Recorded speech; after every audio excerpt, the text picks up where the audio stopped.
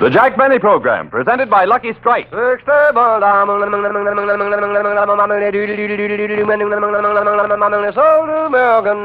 never a rough puff in a Lucky. That's right, friends, for Luckies are always mellow, mild, and deeply enjoyable. Here's why. In a cigarette, it's the tobacco that counts. And LSMFT, Lucky Strike, means fine tobacco. Yes, today, tomorrow, always. Lucky Strike means fine tobacco. Light, ripe tobacco that always smokes smoother, milder. Puff after puff, pack after pack. Now, fine tobacco costs more, and at the auctions, Lucky's pay more. Millions of dollars more than official parity prices to get really fine tobacco for your cigarette. So, friends, for smoking enjoyment at its finest with never a rough puff, light up a Lucky. Every puff of the way, you'll get more, much more real deep down smoking enjoyment. Yes, the next time you buy cigarettes, ask for a carton of Lucky Strike. So round, so firm, so fully packed, so free and easy on the draw.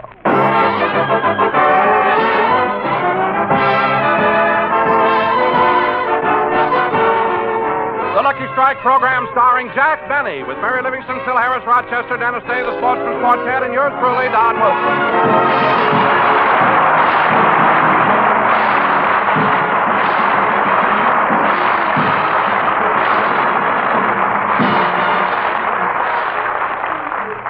Ladies and gentlemen, 1949 is gone and forgotten. But to Jack Benny, 1950 will always be remembered.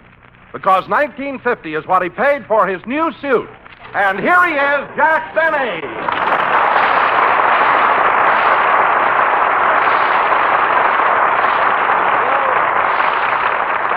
Thank you. Hello again. This is Jack Benny talking. And, Don, I want to ask you something. How did you know that I bought a new suit? I heard it on Dreer Prusa.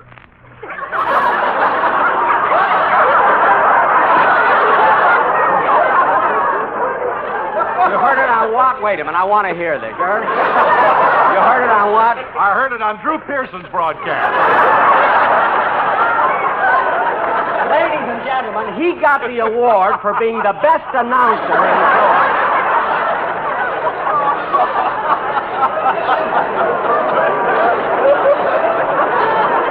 That gives you a rough idea. Dr. Gallup must have given it to you. Now, wait a minute, Don. Drew Pearson is a commentator who specializes in national affairs. Why would he mention that I bought a suit for $19.50? Because Wall Street feels that it indicates a definite trend toward a bull market. Yeah, I can't understand it. A man goes out and buys a plain herringbone suit, and it shakes the economic system of the nation. I need wool socks, too, but who knows what it'll do to England. But you know, Don, I really bought this suit because I thought I was going to be invited to Clark Gable's wedding. Well, the reason you weren't invited, Jack, was because they wanted to keep it a secret. I know, Don. Gee, and when Clark got married, he certainly left a trail of broken hearts. Yeah, there hasn't been so many gals weeping and wailing since Alice slipped the ring over my finger. Well, if it isn't the bashful blonde from Elbow Bend. Say, Phil. Hey, wait a minute, Jackson. Before we get into one of them routines, I would like to greet my orchestra. I say. Good afternoon, gentlemen. Good afternoon, Maestro. Maestro? They call you Maestro? Phil, how come you and your musicians are treating each other with so much dignity? On New Year's Eve, we all made a resolution. Well, I'm glad to hear it. I figured that the clowning and kidding we did was all right for the first 5 or 10 years, but now my orchestra's reached a position of prestige in the entertainment world, and we should do nothing to jeopardize it. Well, that's wonderful, Phil. By the way, I noticed that your brass section is missing. How come? Their parole was canceled on New Year's Day.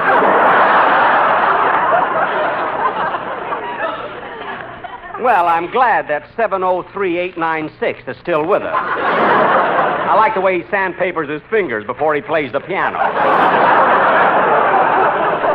What a gang. Phil, this is the new year, 1950. Why don't you do something about your orchestra? What do you mean?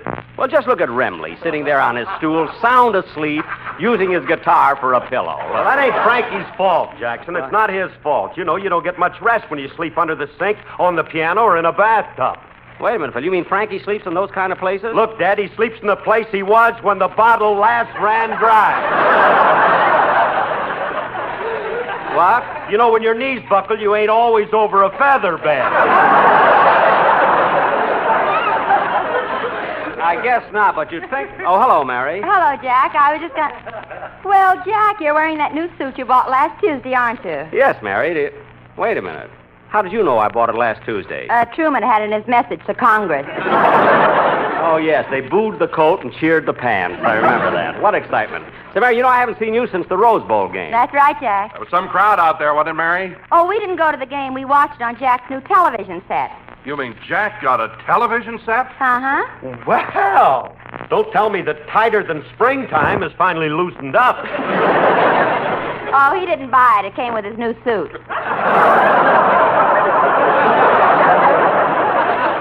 Mary, don't be ridiculous. The Warner Brothers gave it to me. Well, it's about time. You certainly gave it to them.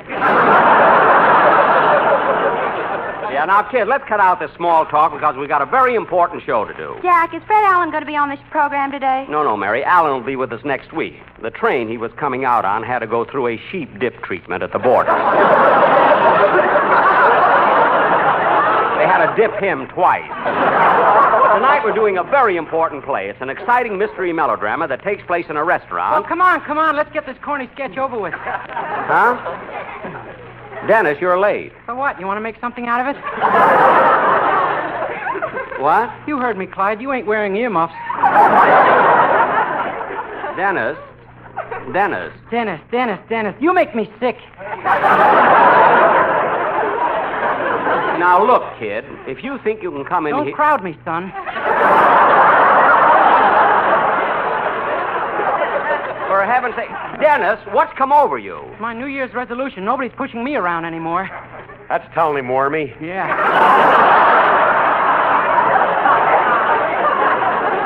Look, Dennis. Leave him alone, Jackson. I told him to get tough. Oh, I see. What'd you say, Dennis? Nobody's pushing me around anymore. From now on, I'm getting what I want. Hey, you in the high heels. Come here. Me? Yes, you, Toots. Come here. Go ahead, Mary. Go ahead. Play with it. Yes? Now put your arms around me and hold me tight. Tight, I said. Now I'll put my arms around you and squeeze you like this and... Phil, what do I do now? Oh, well, the first thing you do, Dennis, is stop acting silly. Yes, sir. And the third thing you do is sing your song. What's the second? Let go of Mary. Now go ahead. Let's have it.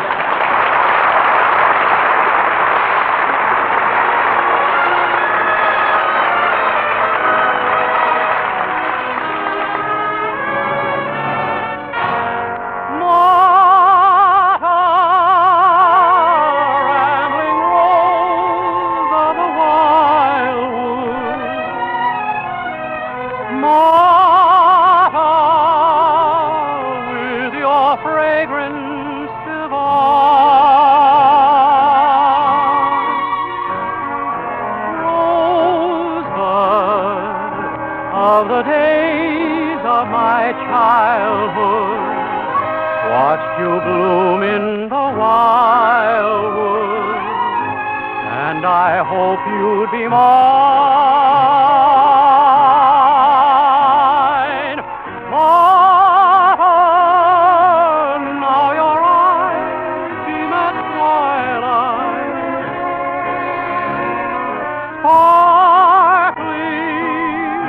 like each dewdrop at dawn. Martha, when I look o'er your love light, I awake with a sigh, and I find you are gone.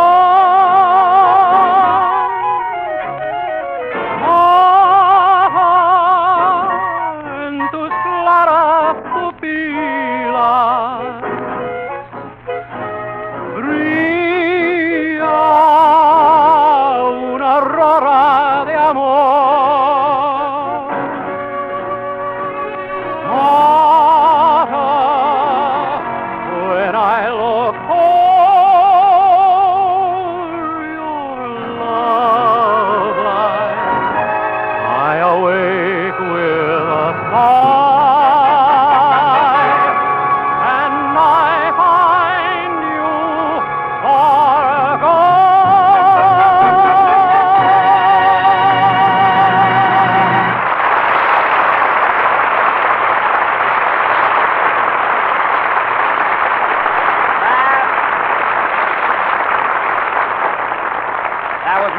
sung by Dennis Day. Very good, Dennis. That was really wonderful. Thank you, Mr. Benny, and congratulations on your new suit.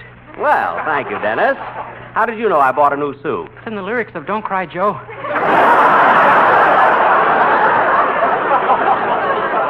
Such a fuss over a suit. It's only herringbone, you know. Wormy. And now, ladies and gentlemen, for our feature attraction tonight, we are going to present a melodramatic mystery entitled Murder at Romanoff. This scene takes place in one of the most fashionable restaurants in Beverly Hills, where all of... excuse me. Hello? Hello, Mr. Benny. This is Rochester.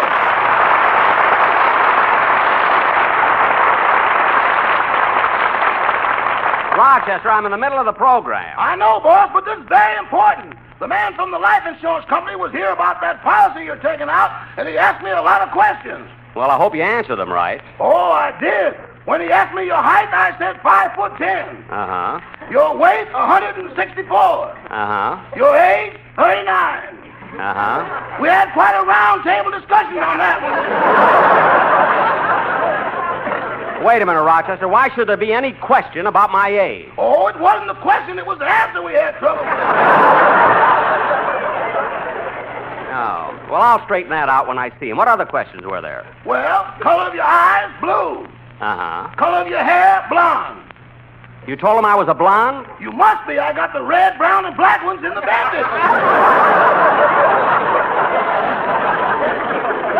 Oh, yes. What else happened? Well, then I told him what you wanted.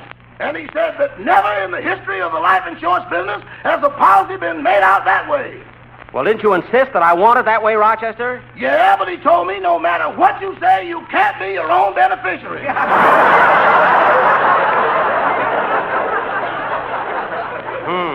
But I argued and finally convinced him that you wouldn't take the policy out unless you could be. And what did he say? He said just leave a forwarding address and they'll mail it on to you. Good, good. Anything else? No, that's all. Okay. Goodbye, Rochester. Goodbye.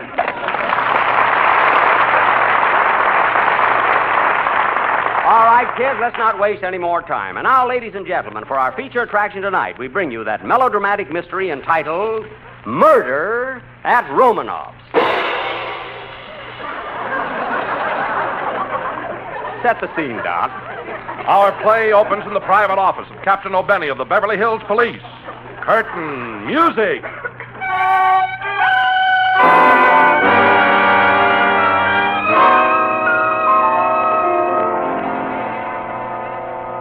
Now, listen, men. There have been a lot of complaints. We're going to straighten things up around here. You first, Officer O'Day. What'd I do now? Yesterday, I sent you out on a simple assignment. All you had to do was look for cars parked next to fire hydrants and give out traffic tickets. Well, I did. O'Day, how many times must I tell you? Put the tickets on the cars, not the hydrants.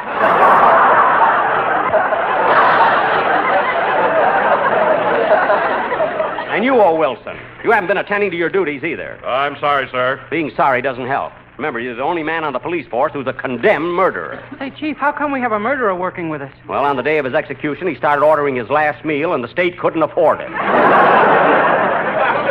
I'm really disgusted with you, man. Why, we even have our bloodhound, Prince, is smarter than you. Come here, Prince. Here, Prince. Prince, how much is 1 and 2? That's right. Now, what's 6 minus 4? Right again, Prince. Now, what is the square root of 73,429? Put down that pencil and figure it out in your head. Stupid dog.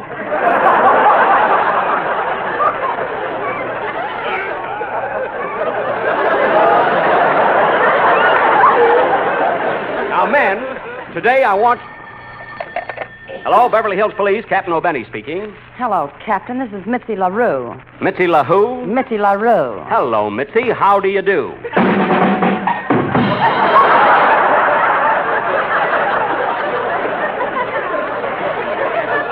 Prince, put down those drums. Never should have given them to him for Christmas. Now, what is it, Miss LaRue? Well, Captain, I'm the cigarette girl at Romanoff's restaurant. I want to report that a man named Carlton Quince was murdered here 2 hours ago. 2 hours ago? Yes. What was that, another murder? No, the same one. What? We had to transcribe for release at this more convenient time. Good. We'll be right over. Goodbye. All right, men, get out the squad car. There's been a murder at Romanoff. And I'll find out who killed Carlton Quince, or my name ain't... Lucky Strike means fine tobacco.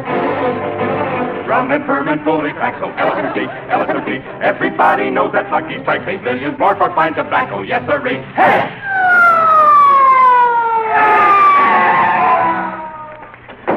Okay, men, this is Romanoff's restaurant. That man in that red uniform and gold braid must be the doorman. I'll ask him. Pardon me, are you the doorman? Well, who do you think I am, Greer Pooson?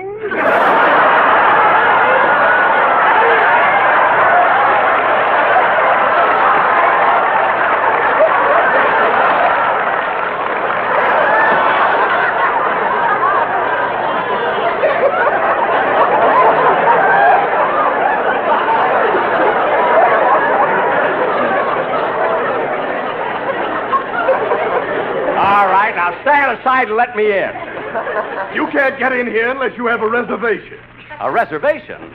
Well... If you say anything about being an Indian, I'll punch you right in the nose. I was trying to switch it.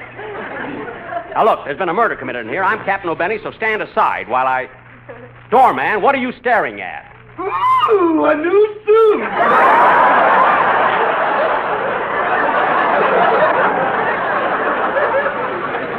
How did you know? I heard it on the frost warning. Oh,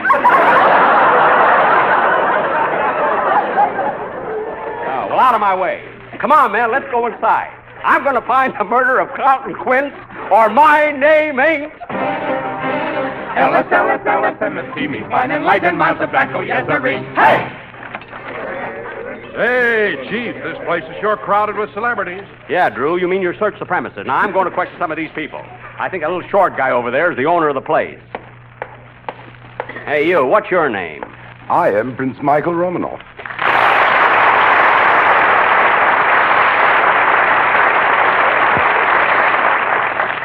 Well, tell me, Prince Romanoff, what do you know about this murder? Murder? Has there been a murder here?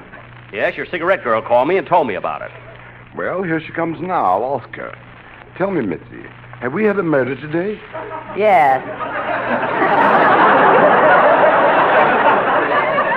Carlton Quince was killed.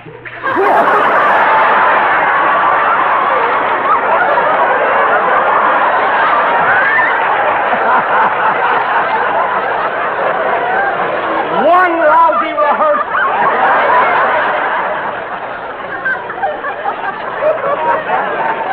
Carlton Quince was killed. There he is at the corner table, dead.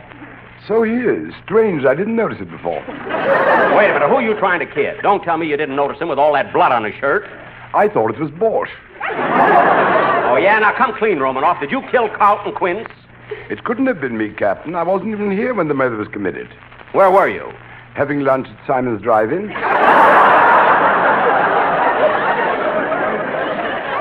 How come you weren't eating here? Who can afford these prices? Oh, well, who's that sitting over there eating that big steak? Simon, he's loaded. I'll get back to you later. I want to look around. Now, nobody leave this room. There's been a murder committed. Don't raise your voice, Chief. You remember, this is the classiest joint in town. Some class. Look at that broom leaning against the table. Well, that's no broom. That's Frank Sinatra. Well, I'm going over and talk to him. Say, you. Are you Frank Sinatra? Won't you tell me when we will meet again? Sunday, Monday.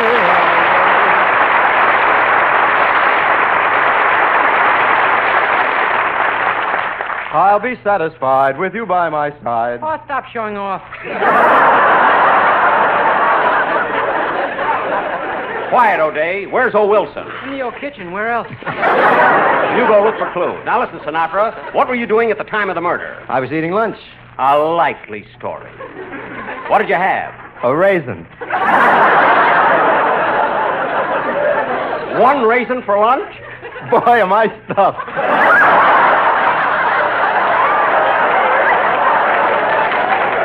Never mind. I want to know. Say, Captain O'Benny, that's a beautiful new suit you're wearing. Cost $19.50, didn't it? Yes, how did you know? Last Friday I sang Don't Cry Joe. Oh, yeah. Now tell me, Frank, what do you know about the murder of Carlton Quince? Well, personally, I think Romanoff did it. Oh, you do? Well, I'll call him back again. Oh, Prince!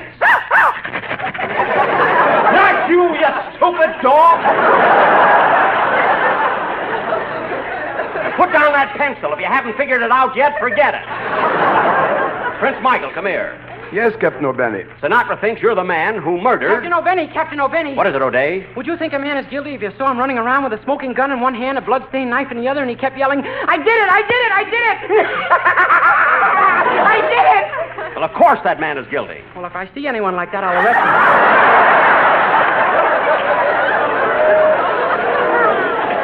Good, good. Tell me, Captain O'Benny, who is this peasant? I'm Officer O'Day. Who are you? I am His Imperial Highness Prince Michael Romanoff. Well, how do you do?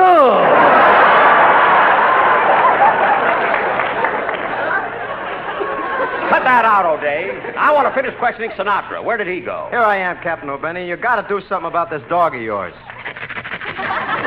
What about the dog? He keeps taking me out in the yard and burying me over there.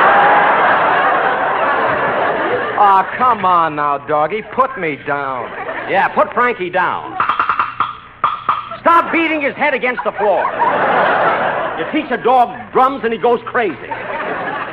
Now, look, we're not getting anywhere in this investigation. Say, Captain, What is it, Mitzi? why don't you question that woman at the corner table? She looks suspicious. Okay, I will. Nobody leave here till I come back. Come on, men. I'll find out who killed Carlton Quince, or my name ain't... Ellis, and Mitzi, you find the murderer of Carlton Quince. Hey! All right, miss. I'm Captain O'Benny. What's your name? Rosalind Russell. Rosalind Russell.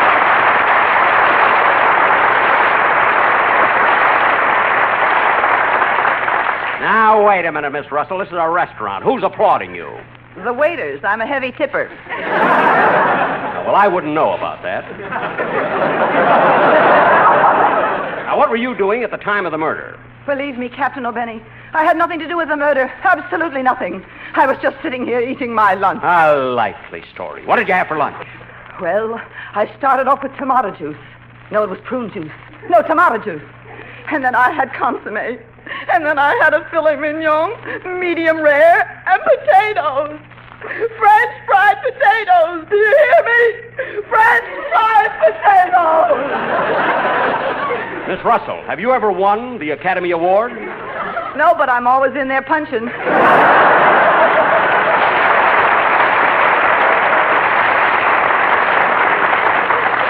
Now, just a minute, Miss Russell. Where were you when Carlton Quince was murdered? I was in the theater watching my new Columbia picture, Tell It to the Judge. And by the way, congratulations on your new suit. How did you know? It was in the newsreel. Say, that's a nice dress you're wearing. It's taffeta, isn't it? Yes, it is taffeta. Would you mind getting up and walking around a bit? Walk around? Why? I always wanted to hear Rosalind Russell.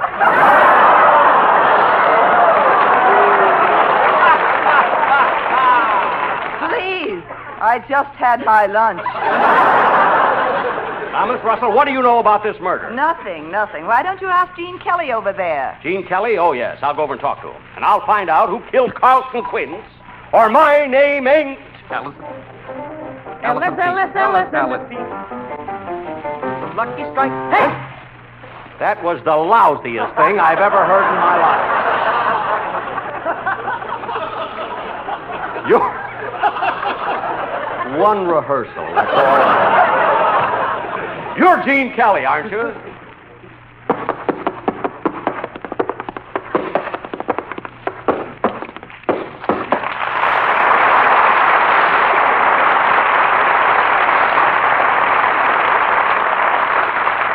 Now, what were you doing at the time of the murder, Kelly?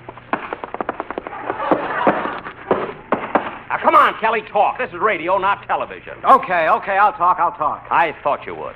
Now, what were you doing 2 hours ago at the time of the murder? I was in the Egyptian Theater watching that new Metro-Goldwyn-Mayer Technicolor picture, On the Town, which stars Gene Kelly, Frank Sinatra, Betty Garrett, and Jules Munchin. It was directed by Gene Kelly, who also appeared in such sensational hits as Take Me Out to the Ball Game, The Pirate, Anchors Away, and in his spare time gives dancing lessons to Arthur Murray.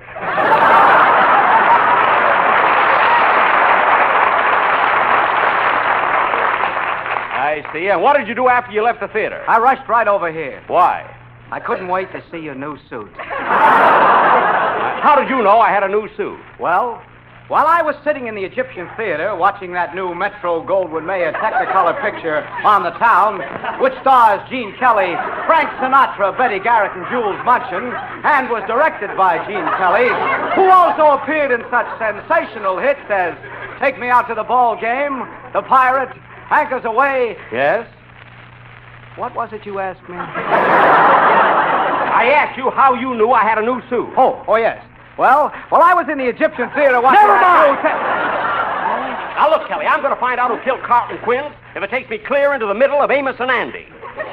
Now, come clean, Kelly. Why did you kill Carlton Quinn?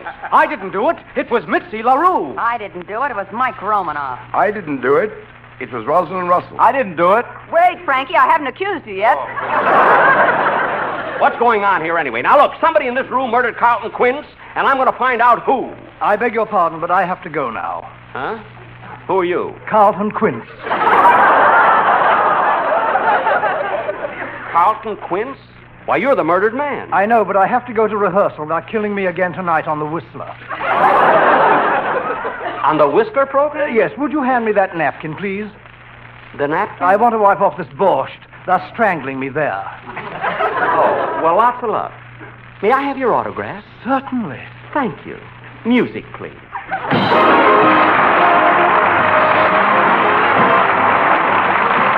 Jack, we'll be back in just a moment, but first... 60